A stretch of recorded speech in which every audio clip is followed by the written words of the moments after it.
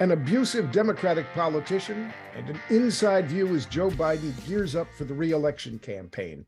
This is Beyond Politics. I'm your host, Paul Hodes, with my co-host, Matt Robeson. We're podcast wherever you find your podcast, and we're on YouTube on the Blue Amp. A bombshell story dropped in Politico today on Marianne Williamson and her abuse of staff and the people around her.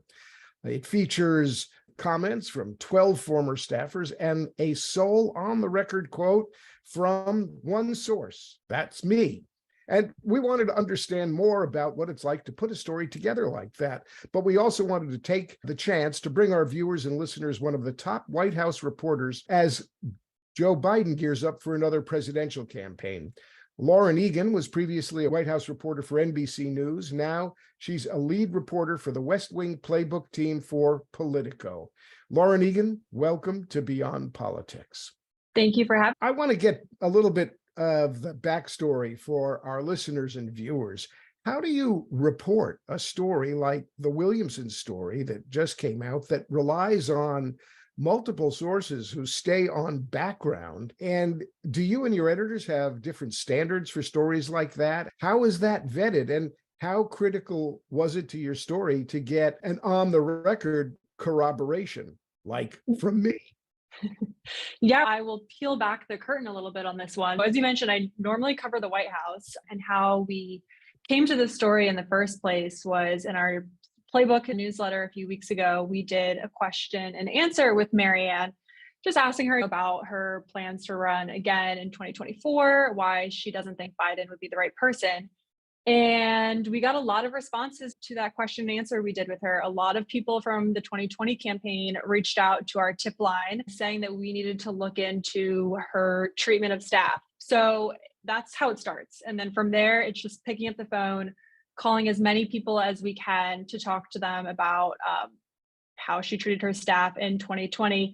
And it's a long process. It requires us to sit down. We have a whole standards team at Politico that goes with you line by line to make sure you've got all the facts right. We have lawyers here that look at these stories too. So it requires weeks of work, hours and hours of interviews with people. And we didn't print anything that at least a few people were saying happened on the 2020 campaign. Yeah, so it's a lot of work to make sure that we're corroborating this all properly. Let me ask you a question as a former staffer about how you weigh a story like this one in terms of how significant and newsworthy it is, because there's a rich American tradition of political leaders being jerks to their staff, to the people around them, but at the same time having effective political careers where the voters return them to office over and over again, and they can be long tenured and relatively celebrated either as legislative or executive branch leader. LBJ is maybe the most famous one. He was celebrated for how abusive he was, but even recent retiree Senator Barbara Mikulski, who is lauded as a very effective legislator. Look, the word among staffers was, if you go to work for Senator Mikulski, if she's sitting at her desk, if you step into her office, don't step on the Senate seal on the carpet in her office, not because it's a disrespect to the Senate, it's because that marks the outside of her stapler throwing range. And there's a lot of politicians like this. Amy Klobuchar, there were a lot of stories about her, which I can verify, by the way, from my own background in my network. So how do you think about something like this? Is this really relevant for people? Does it matter? Yeah, I think especially with women, it can be particularly sensitive. Look, I think there's been a bit of a culture shift in the past few years. I don't think that this kind of story is something that people cared about even just 10, 15 years ago. And that's really started to change, where there seems to be a little bit of a different standard for how our elected officials treat people when the cameras aren't rolling and when they're not in front of a gaggle of reporters. And I do think, especially here at Politico, we do cover a lot of insidery type stuff. And I think it matters for the campaign staffers.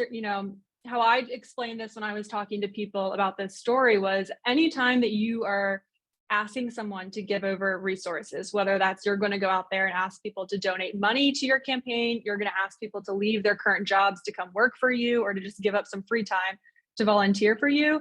I think people have the right to know exactly what they're getting themselves into and should know who that person is and all aspects of them. But yeah, I do think it's an interesting question. I think especially with the Amy Klobuchar story, I think that really started to mark a bit of a shift in terms of how we report on these things and the weight we give them when we're out there doing stories. And you were sensitive right in your story to the gender aspect of this, to the fact that we're talking about a female political leader. And there is a sensitivity around that because, with good reason, there's a sense that female leaders are viewed and treated differently. And the kind of behavior that elicits a shrug from men gets a closer scrutiny when it comes to women.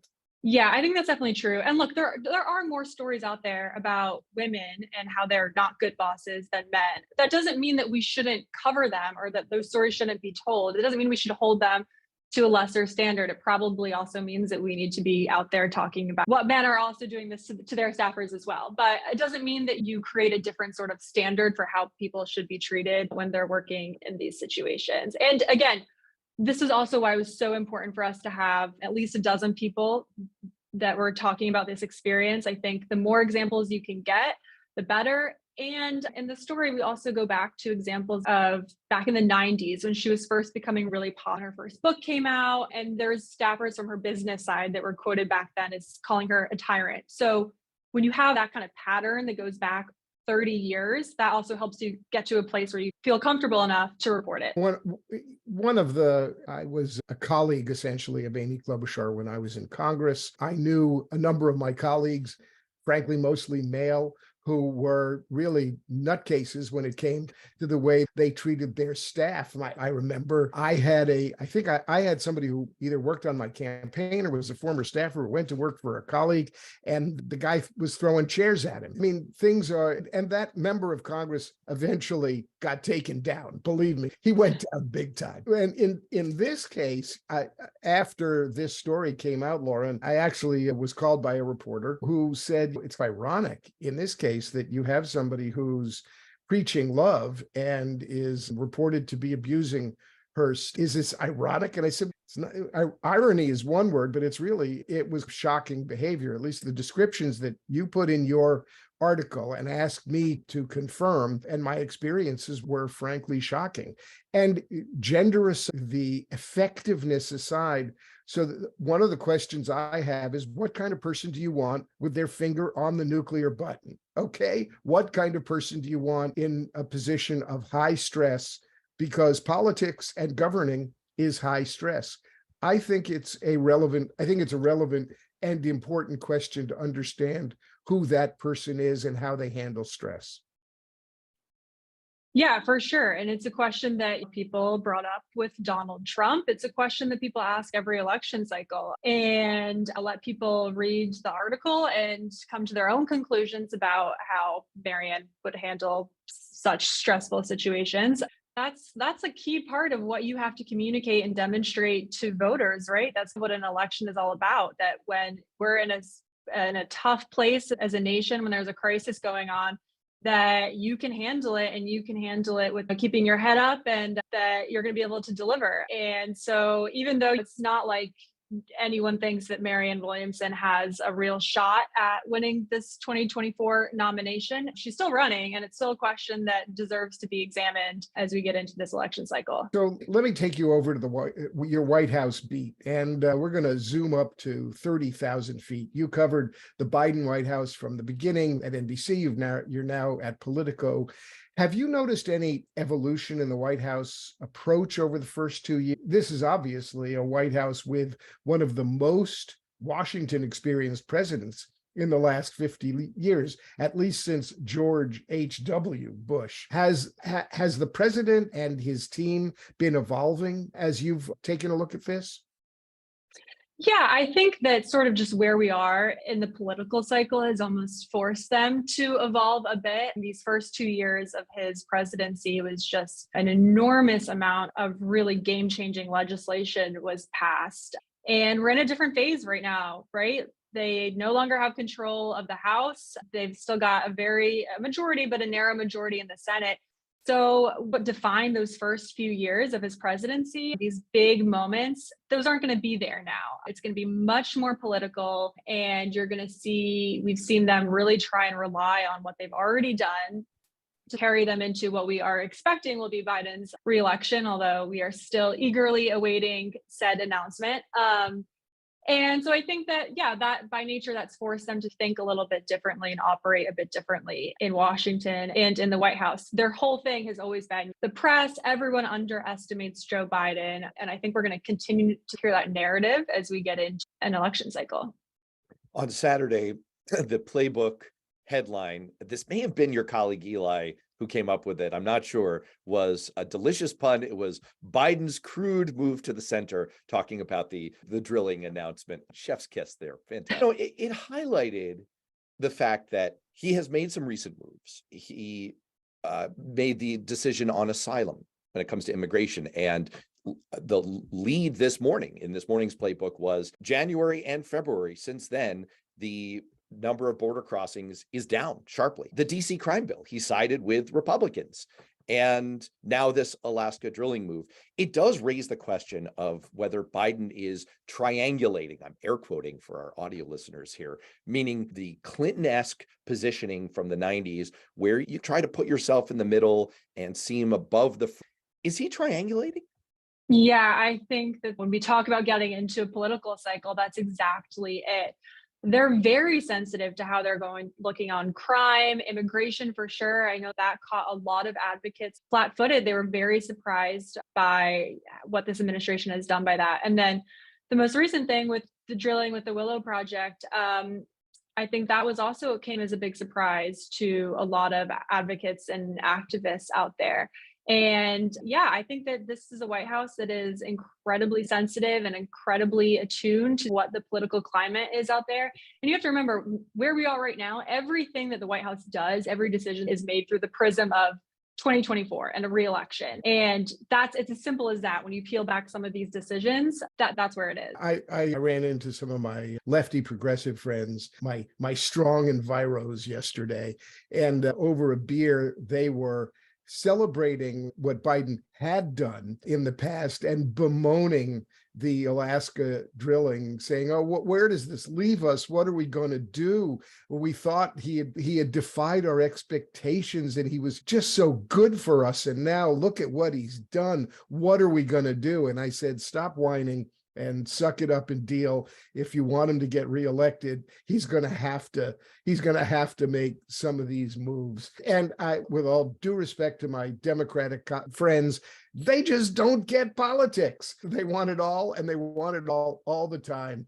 Wasn't that the slogan that we were workshopping for the Democratic Party? Like, we want it all. We just don't get politics. We just don't get it. That's right. That's what I had to worry about when I was running, was not from the right. I could handle them. It was from the left. What am I going to do about the Democrats who are whining about why I'm supporting Obama on this and that and the other? It's just the way of the world. So here's a question. 2024, you ran a piece recently about Joe Biden's polling strategy this time around. And for us, it was this weird Cook's tour of previous guests we've had on the show, talking about whether our old friend John Anzalone would once again be the lead pollster, or if another recent guest, Jeff Pollack, would take more of or whether Navin Nayak, another guest on the show, have been influential in the more aggressive White House strategy and defining and going after MAGA Republicans. So what's going on? Who's on first? What's on second? What's the story? And what does it tell us about Biden's strategy for 2024? Is he now a piñata? Is he looking for polling piñatas, swinging left, swinging right, trying to stay in the center? What's up?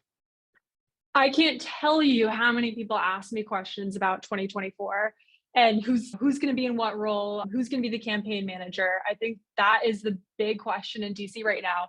And even in the White House, you have a lot of people who want to go and join the reelection campaign, but they're, look, I don't know what's going, do I have a job on this reelection campaign? Is it happening? When is it going to happen? So a lot of big question marks about literally every single staffing position right now and what that is going to shape up to be. I think all we really know is that the White House comm shop, people like Anita Dunn, are really going to be the ones leading a lot of this reelection strategy. Again, I should say expected reelection, because the White House would say he's not announced yet. But I think that there's a lot of anxiety about how this is going to shape up to be. We don't even know yet where he's going to locate his reelection campaign. We did a story a few months ago about how a lot of DC staffers were saying, please don't let it be Wilmington. We don't want to move to Wilmington, Delaware. I think it's probably going to end up being Wilmington, and I look forward to all of us spending a lot of time in Wilmington these next few years. But I think on the question of the pollsters, one of the things that the White House will tell you too is that the Republicans have had a really hard time turning him into this boogeyman.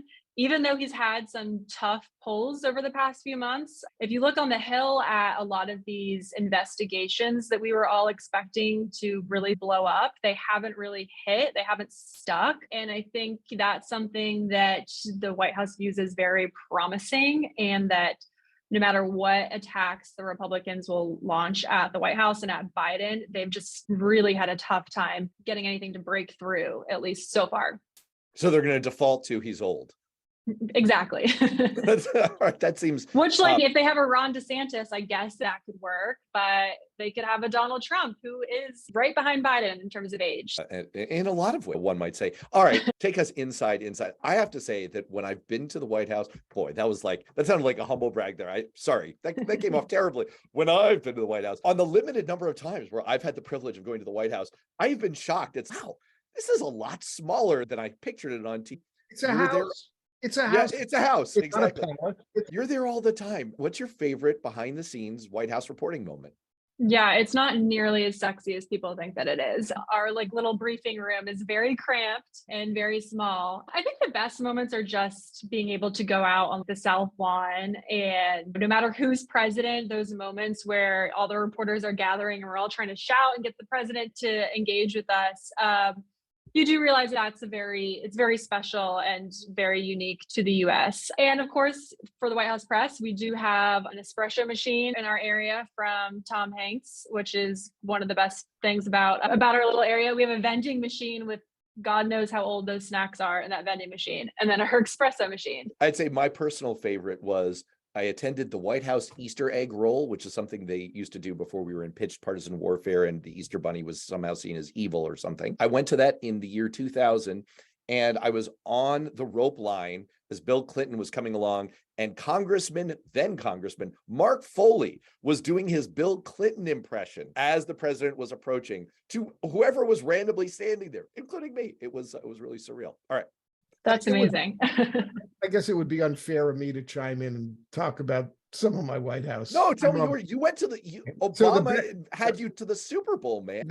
I'd say that was one of my top visits to the White House was the first Super Bowl when Obama was president. He invited me. I brought my entire family, and I've got this wonderful picture of my two kids who are now more grown than they were then. They were still pretty tall. And my son Max has this like wide-eyed look on his face standing next to Obama that is it's priceless. And I will say that the White House does lamb chops better than anybody I've ever met anywhere in the world. The White House kitchen is pretty darn great. But let's go back to politics. So what's the White House thinking on our vice president, Kamala Harris? She's obviously a very able leader in her own right, who's had a remarkable career. She came into the vice presidency seen as a major political asset. But there's a lot of whispering and a lot of overt comments that I hear that she's not that popular. Nobody knows what she's doing. Nobody ever sees her or hears from her. Nobody knows what she's doing. She's got nothing but no-win jobs to do. Her political fortune has fallen. Is the White House making any effort to build her up, given Joe Biden's age? Is there any thinking about how to position her as the party backup plan? Is there any chance that they would back her if Joe Biden doesn't run? Yeah, it's a sensitive topic. They're very defensive of her, but I think if you ask anyone in Biden's orbit, they would be lying if they told you that this didn't factor into his decision to run for re-election. I think some of the criticism of Biden has been that the White House has not done enough to build her. Normally, the role of the vice presidency is hard, right? Your job is to be the understudy. Your job is to be number two. You want to be out there, but you don't want to be too out there and overshadow the president. So no one's denying that this is just a really delicate balance and a tough dance for her. But at the same time, we've never had a president in this sort of situation where if he's 80 and it just puts a bit of more important emphasis on the vice president. And if he, for some reason, is not able to serve out a second term, can the vice president step into those shoes? And it's on him and on her office to make sure that they're showing to the American public that she is capable and ready for that. And I don't think that they've done that. They've really struggled to put her in that sort of situation. And that's going to become an issue for them in the reelection. We talked about how Republicans have had a hard time making a lot of criticisms on Biden's stick. They've had a much easier time doing that with Harris. And there's obviously gender and race dynamics that play into that, but that's the reality of the situation. So I think she's going to play, at the same time, plays an important role. She's been really out there on issues like abortion, and she can speak to certain segments of the population in the way that the president can't. So I think we're going to see her out there on the road a lot. She also can travel much easier than the president. She's had a more grueling travel schedule than the president has. Being a bit younger, I think that's a bit easier for her. So I think we'll see her out there from the folks that I've talked with. She wants to play an important role in 2024. But at the same time, I think there's a lot of work that they have to in order to convince people who are understandably anxious about his age that he is putting the vice president in a situation where there could be a seamless transition of that office. It just reminds me that when Obama was president, we had a very young, dynamic president, and Joe Biden easily played the role of wise mentor, advisor, counselor, confidant, who was often seen in pictures. We were an image-driven world, and there were an awful lot of images of Joe Biden working with the president, Joe Biden advising the president. There was clearly a bro dynamic going on. I don't know about you, but we haven't seen any of that with Joe Biden and Kamala Harris. That's what I wanted to ask about. That's exactly what I wanted to ask, but not to turn Lauren into a media critic. Oh, go ahead. No one back at the home office will ever hear about this. I mean, that seemed to me, Paul, I don't know if you had the same impression, but that seemed to me to be a very intentional strategy, especially early on when there were questions about Obama's kind of primetime readiness. Later, as he clearly was seen as the president, I think it became less pressing. But if we all can stipulate here that there is an issue, that Vice President Harris is less visible and she's less associated with winning topics, and she's just not seen, like literally seen, as Paul, as you're alluding to, in the frame with the president constantly, is that a lack of effort on the White House's part? Is there a failing there that, Lauren, that you perceive? Or is this a case where sometimes, look, we love our reporters, we love them, but sometimes they get a little bit of an idea in their heads and they're subject to the same confirmation biases that the rest of us are, and they run with it. And they're just not giving the coverage. Like, they're putting Vice President Harris forward, but that's just not what's getting picked up. Which of those do you think it is, or is it something else? I think it's a combination of the two. The coverage of her team will point out that in the past, it has been very rare for reporters to cover the vice president as closely as we are covering her. I can't even remember. I don't recall us when I was at NBC sending people to cover a Mike Pence event that frequently, but we will closely cover him. But I think you talk to folks in the vice president's office, their point is you're covering her like a candidate. Like, she never got to stop being a candidate. She never got to be vice president. Every time reporters write about her, it's in this larger context of 2024 and her political future, which is fair. We do tend to do that. But at the same time, I think, look, the buck stops with the White House, right? It is their job to make sure that they're boosting her up and that they're putting her on the best platform that they possibly can. But for them, I think they view it as a bit of a tricky dynamic too, right? Like, earlier on when there was more conversation about, will Biden run? Will he not run? Is Harris going to run? Is she going to be the one that takes over in 2024? I think the White House felt a little sensitive to wanting to put her out there, but not wanting her to be out there too much and overshadowing the president. So now you have this situation where I just don't think a lot of the public like really knows her. And a lot of the headlines that they do see are these negative headlines about how she's just not ready for the role. And that's tough. I don't try and act like this is like an easy solution for the White House or an easy thing for them to fix. To your point, Paul, I think that is interesting. We have not seen them out there a ton together. They do have lunch together most Fridays. And sometimes the White House will tweet out a picture of them having lunch together, but that's about it. Yeah, so I think that is notable. So I want you to take out your crystal ball and prognosticating your perfect prognosticating and tell us, what are the chances that Biden doesn't run? I think they are incredibly slim. If you look at everything that Jill Biden has said in countless interviews over the past few months, she's all but indicated that this is a done deal. And Biden has said himself, Jill is going to be a big factor in whether or not he runs. He's talked a lot about how much these like family conversations that they're having means to him in terms of his decision-making process. So she's all but said that he's in and that he's going to do it. Now it's just like a timing game. I don't think they want to do it in this first quarter of the year, because then you have come out with your fundraising numbers and you don't want those to be lower than they could be if you wait till the second quarter. I think now it's, does it happen in April? Does it happen in June? That's the conversation that everyone's having. But I would be absolutely shocked. And I hope that you just delete this podcast episode if he does end up not running, but I'd be shocked.